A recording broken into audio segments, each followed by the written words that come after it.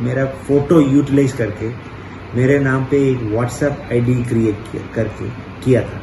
और वो WhatsApp ID create करके बहुत सारा जितने भी मेरे व्हाट्सएप का कॉन्टैक्ट नंबर्स है, इसका मैसेज भेज के पैसा मांगना और या तो सेव करना, कुछ वायरस देना, ऐसा कुछ इलीगल मैसेज गया था। इमीडिएटली हमारे पास इंफॉर्मेशन आया था, तुरंत हमने साइबर क्राइम को इंफॉर्मेशन दिया है।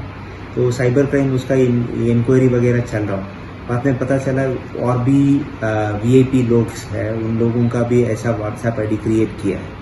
तो मेरा ये एक रिक्वेस्ट सारा पब्लिक का एक है, मेरे अकाउंट से और मेरा फ़ोटो यूटिलाइज करके और मेरा नाम पे कोई भी कभी भी पैसा अगर मांगेंगे, कभी भी इसको देना नहीं।